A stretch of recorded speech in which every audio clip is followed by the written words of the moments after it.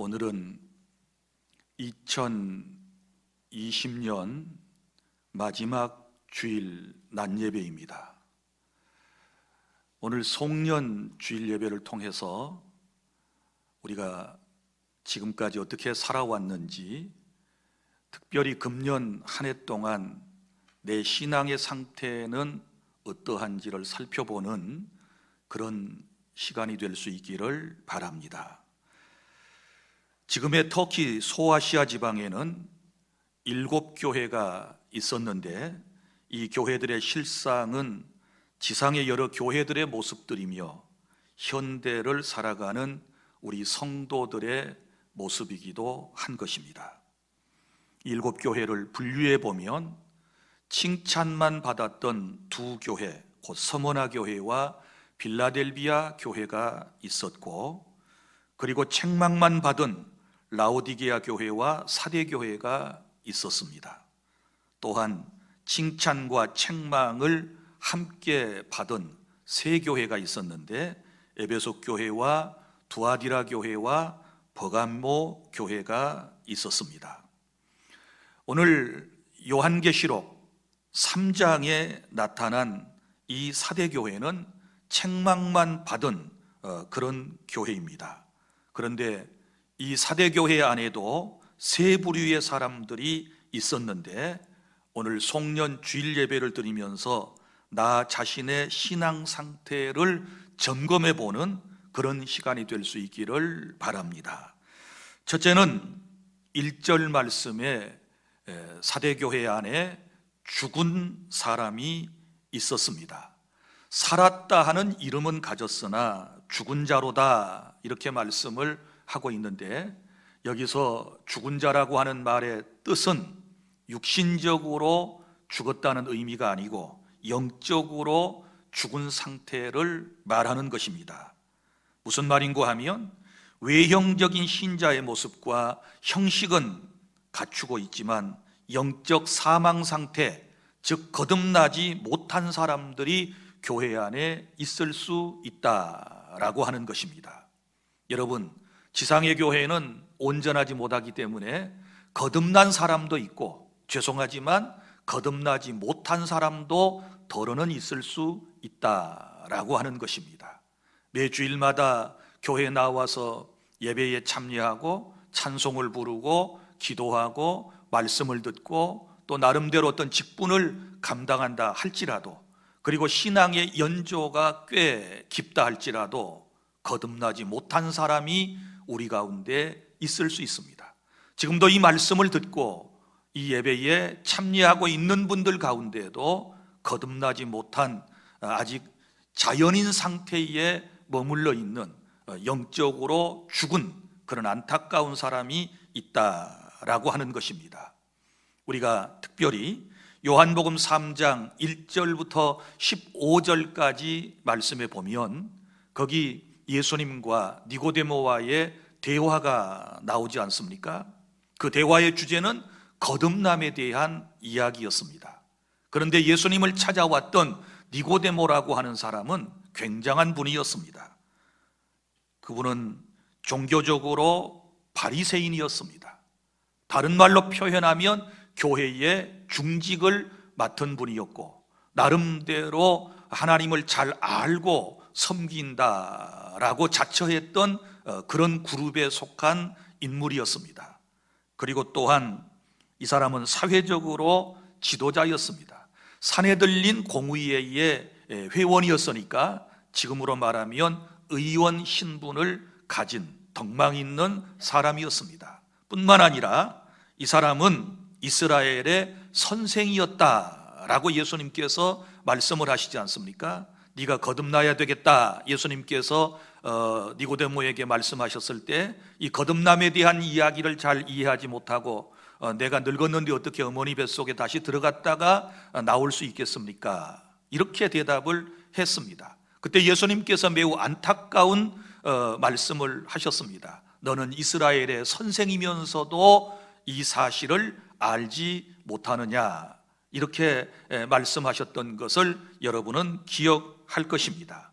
이처럼 오늘날 교회 안에도 종교적으로 아주 깊은 이해를 가지고 있고 또 신앙생활에 나름대로 열심이고 태어나면서부터 일평생 신앙생활을 잘하는 사람 가운데도 그리고 또 사회 지도자 계층에 있는 사람들 가운데서도 그리고 심지어 교회에 나와서 리더가 되어서 다른 사람에게 성경을 가르치고 또 설교를 하는 사람 가운데도 니고데모처럼 거듭나지 못한 사람들이 우리 가운데 있을 수 있다라고 하는 것을 말씀을 하고 있습니다. 예수님께서 분명히 말씀하셨습니다. 네가 물과 성령으로 거듭나지 아니하면 하나님의 나라를 볼 수도 없다. 하나님의 나라를 들어갈 수도 없다. 물과 성령으로 반드시 거듭나야 한다라고 우리 주님께서 말씀을 해 주셨습니다.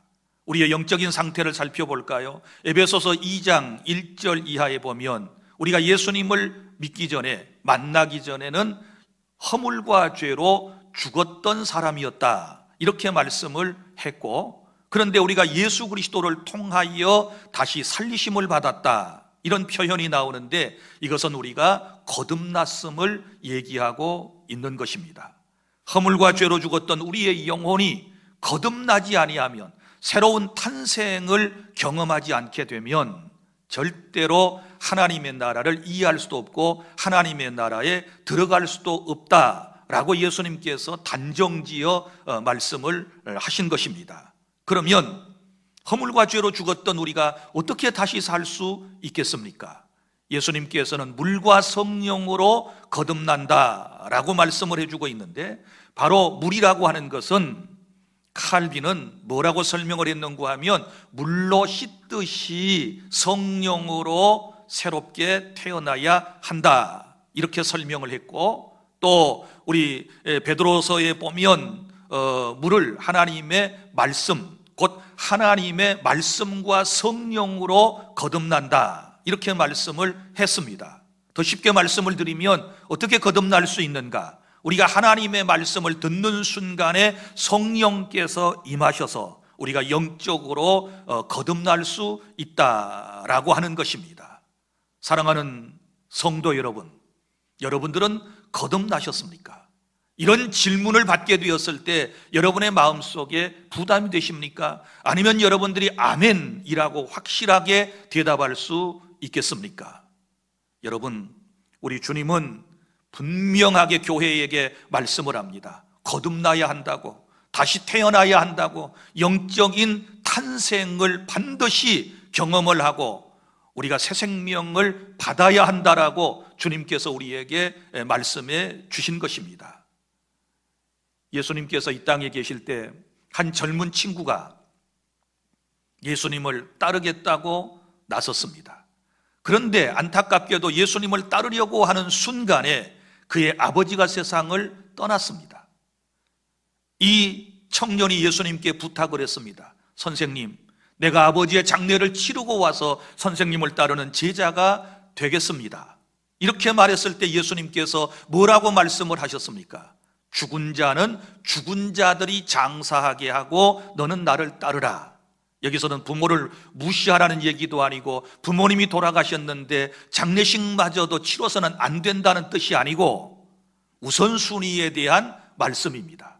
예수님을 따르는 것이 가장 우선순위가 있다라고 하는 설명이고요. 이 말씀을 가만 한번 생각해 보십시오. 죽은 자는 죽은 자들이 장사하게 하고 너는 나를 따르라. 죽은 자는 바로 이 청년의 아버지를 말하는 것입니다.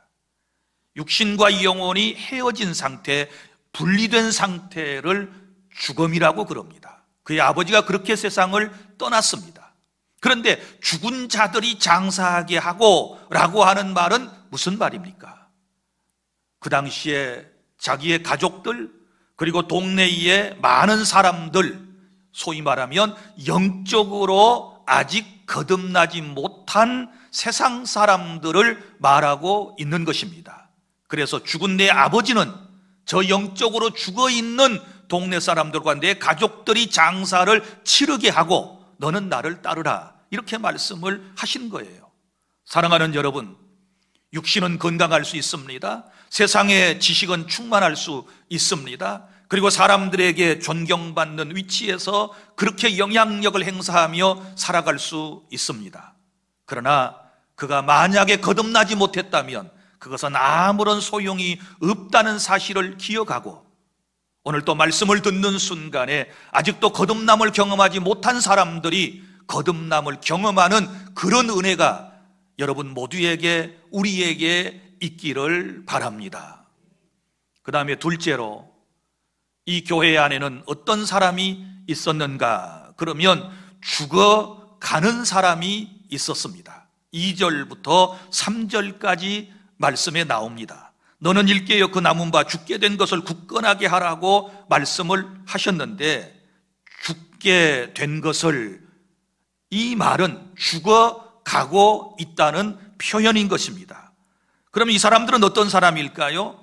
거듭나기는 했지만 영적인 새 생명을 주님께서 주셨음에도 불구하고 건강하게 믿음이 성장해가는 것이 아니라 시름시름 병들어 알아서 죽어가는 것처럼, 그런 사람처럼 그렇게 변해버린 사람들을 말하고 있는 것입니다. 구체적으로 예수님께서 이러한 사람들의 삶에 대하여 말씀을 하셨습니다. 이 사람들은 하나님 앞에 행위가 온전하지 못한 사람이다 라고 말씀을 했습니다.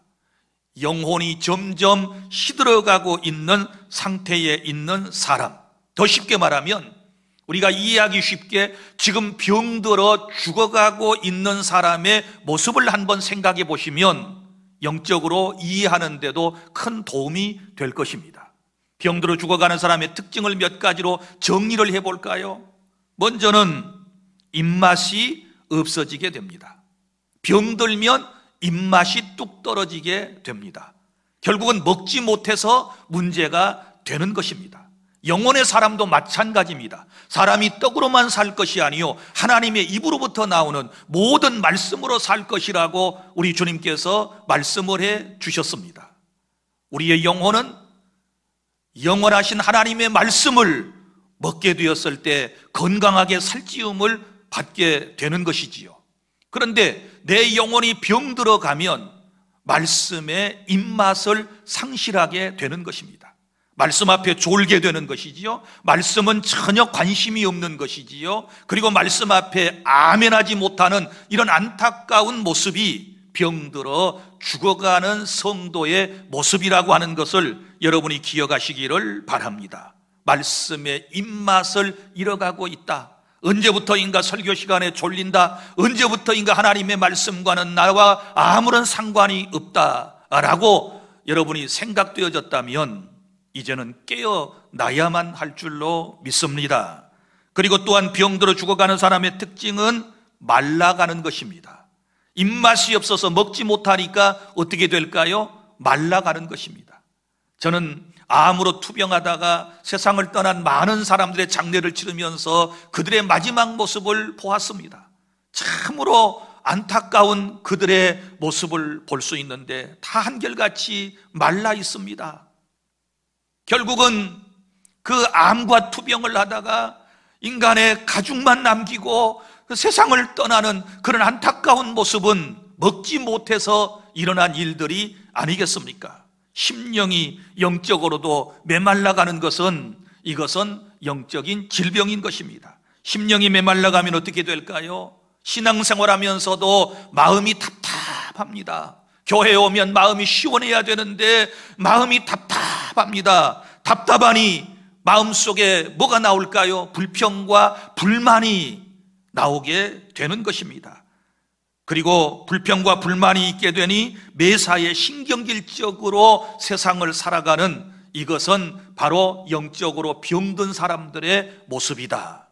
혹여 오늘 이 말씀을 듣는 여러분들의 모습이 아닌지를 생각해보고 내 심령이 언제부터 이렇게 풍요롭지 못하고 메말라가고 있는가를 깨닫고 성령 하나님의 놀라운 역사하심을 통하여 다시 한번 회복되는 그런 은혜가 있기를 바랍니다.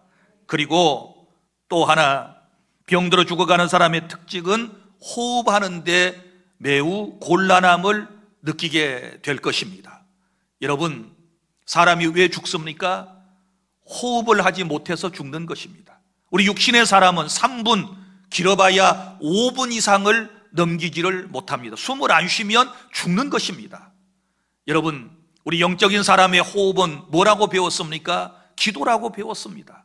기도하는 삶을 살지 않게 되면 영혼이 굉장히 힘들어져요. 엄청나게 힘들어져요.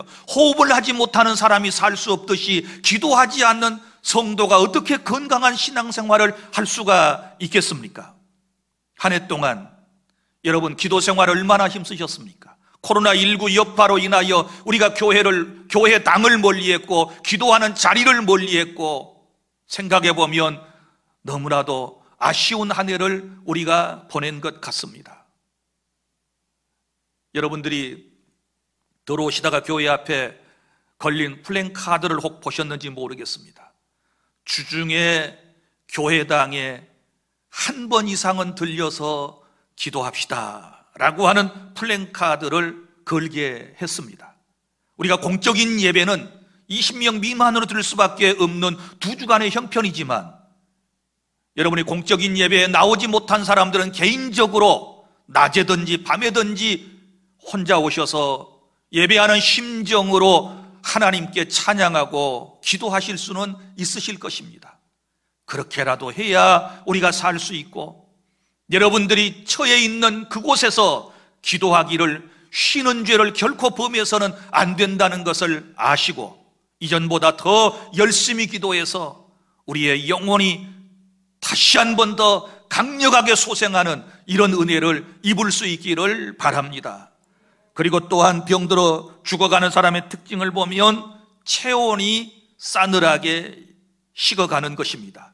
여러분, 죽은 사람을 보십시오. 살아있을 때는 그렇게도 열이 팔팔 나다가도 호흡이 딱 끊기고 심폐가 정지되고 사망 선고를 받게 되면 그 시간 이후부터 온몸이 싸늘해집니다.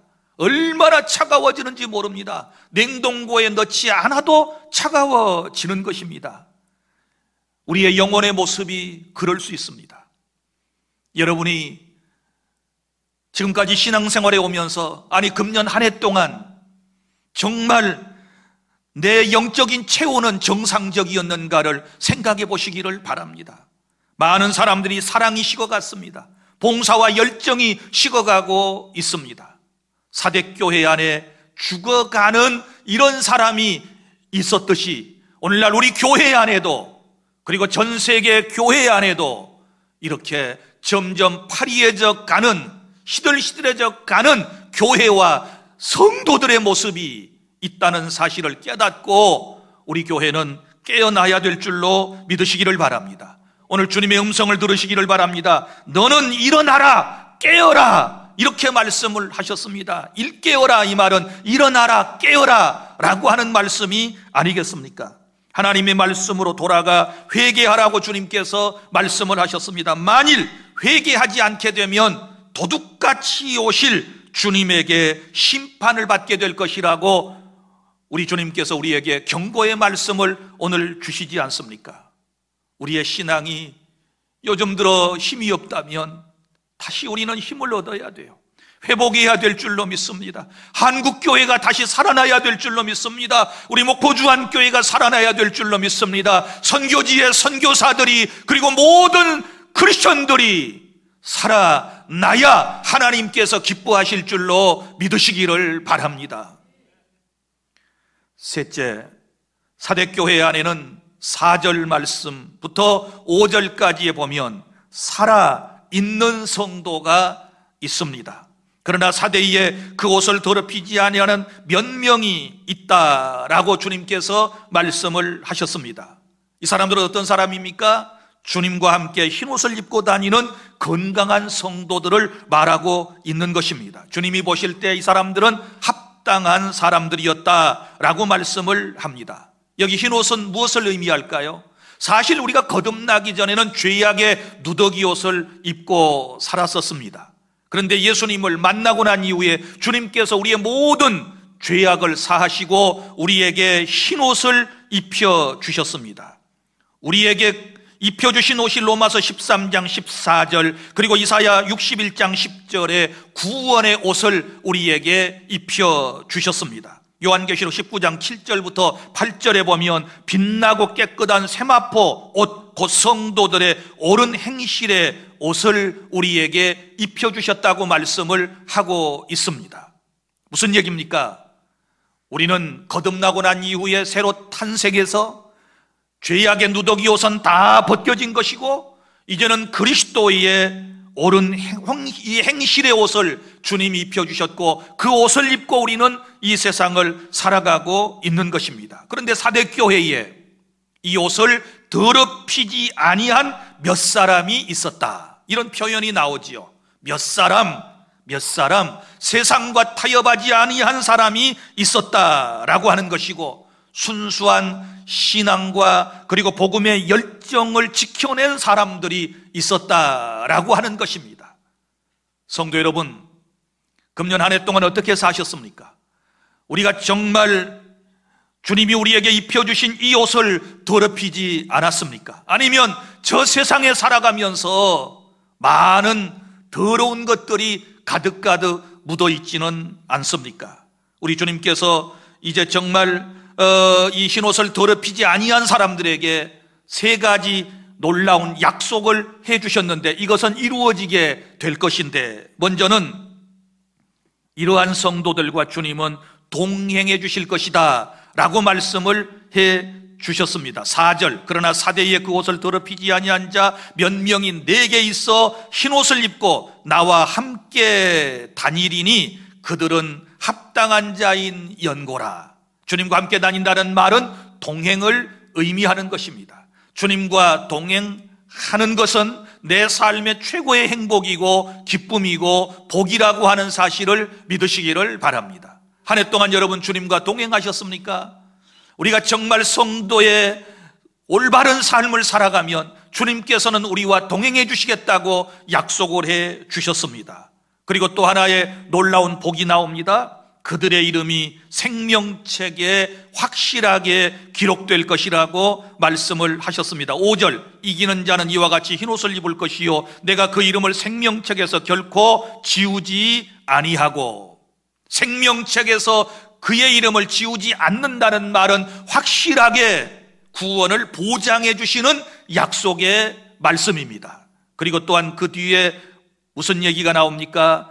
그의 이름을 내 아버지 앞과 그의 천사들 앞에서 시인하리라. 이 말씀은 주님이 심판하실 때에 보증인이 되셔서 이 사람은 하나님을 잘 섬기는 사람이고 내 이름을 믿고 구원받은 사람입니다 라고 시인해 주실 것이다. 하나님 앞에서 천사들 앞에서 시인해 주실 것이다. 이런 약속을 해 주셨습니다. 만약에 이 최후의 심판대 앞에서 내가 천국에 들어갈 준비를 나름대로 다 한 것 같은데 그 앞에 계시는 주님께서 하나님 아버지 앞에서 그리고 천사들 앞에서 나는 저 사람 잘 모르겠습니다, 저 사람은 나하고 아무런 상관이 없어요 라고 말씀해 버린다면 구원에서 제외되는 것입니다. 그러나 우리 주님께서 보증인이 되셔서 나는 저를 알고 있습니다, 저 사람은 하나님을 신뢰하는 사람입니다, 나를 구주로 믿은 사람입니다, 끝까지 믿음을 지킨 사람입니다, 세속에 물들이지 않은 사람입니다, 세상 살면서 여러 가지 힘들고 어려운 일이 있었지만 끝까지 믿음을 배반하지 아니하고 여기까지 온 사람입니다, 내가 보증합니다, 이렇게 말씀하면 그의 구원은 확실한 줄로 믿으시기를 바랍니다. 사랑하는 주안의 성도 여러분, 이제 말씀을 맺겠습니다. 2020년 한 해 동안 여러분들의 신앙생활의 모습은 어떠했습니까? 금년 1월 중순부터 시작하여 지금까지 매일같이 코로나19에 대한 뉴스를 접하고 그리고 얼마나 두려움 가운데서 우리가 세상을 살았습니까? 그러나 어떤 사람들은 이러한 삶의 어려움 속에서도 자기의 신앙을 지켜가며 오늘까지 오신 분들이 있을 것입니다. 하나님의 은혜가 함께 하시기를 바랍니다. 그러나 안타깝게도 여러 가지 사회적 요인과 환경만을 핑계로 둘러대면서 믿음 생활을 제대로 하지 못하고 기도 생활 못하고 하나님 앞에 바로 예배하지 못한 사람들은 철저히 회개하고 하나님 앞에 올바로 설 것을 결심하고 다짐하고서 우리가 내년을 맞이할 준비를 해야 될 줄 믿으시기를 바랍니다. 나의 신앙생활의 모습을 다시 한번 점검해 보셔야 돼요. 여러분, 진정 거듭나셨나요? 다시 태어나셨나요? 말씀과 성령으로 새로운 탄생을 경험하셨나요? 그리고 새로운 탄생을 경험했지만 나의 영적인 모습은 어떻습니까? 날마다 그리스도 안에서 강건한 모습입니까? 아니면 내 모습은 점점 죽어가는 사람처럼 파리해져 가고 있습니까? 내 신앙생활은 어떻습니까? 다시 한번 점검하셔야 될 줄로 믿습니다. 그래서 회복하셔야만 하나님께 영광 돌리고 주님이 우리에게 예비하신 놀라운 복을 이 땅에서 받고 하늘에 가 상급을 받는 역사가 있게 될 것입니다. 이제 우리는 회복을 결심해야 됩니다. 무엇보다도 첫 믿음을 회복하는 그런 은혜가 있기를 바랍니다. 믿음이 아니고서는 하나님을 기쁘시게 할 수가 없어요. 믿음이 시들어지게 되면 여러분, 세상에서 어떻게 살아갈 수 있겠습니까? 하나님이 우리에게 선물로 주신 믿음을 말씀과 기도로 강건하게 굳세게 우리가 만들어 갔어야 하나님이 기뻐하실 줄로 믿으시기를 바랍니다. 세상이 아무리 험해도 우리가 주님을 신뢰하는 이 믿음만큼은 절대로 흔들리지 말아야 하는 것이고, 하나님이 나를 사랑하시고 하나님이 나와 함께 하시고 나를 영원한 천국으로 인도하신다라고 하는 이 흔들리지 않는 담대한 믿음을 저와 여러분이 회복해야 될 줄 믿습니다. 그리고 주님에 대한 첫사랑 또한 회복해야 할 것입니다. 여러분, 내가 처음 주님을 만날 때 울면서 고백하고 하나님의 사랑을 체험하고 느꼈을 그때를 생각해 보십시오. 첫사랑을 회복하지 아니하면 에베소 교회처럼 버림받게 될 일이 있을 것입니다.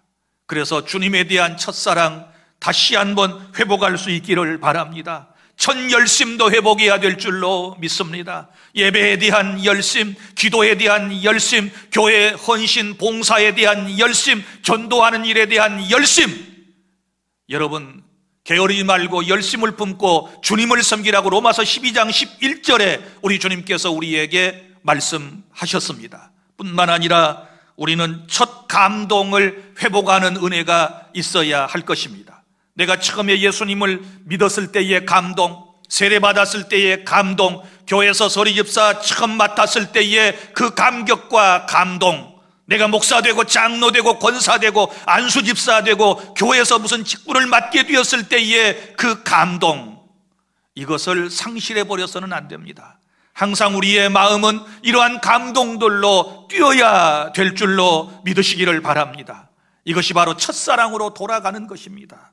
사랑하는 주 안의 성도 여러분, 이제는 우리가 잘못 살아온 지난 날들을 회개하고 이제는 하나님의 말씀과 성령의 감동하심을 통하여 다시 회복되는 은혜를 꼭 체험해야 하는 것이고, 주님께서 입혀주신 흰옷을 입고 성도의 옳은 행실인 세마포 옷을 입고 주님과 이 세상을 동행하며 살아가다가 저 영원한 천국에까지 이르는 우리 주 안의 모든 성도 여러분들이 다 되실 수 있기를 바랍니다.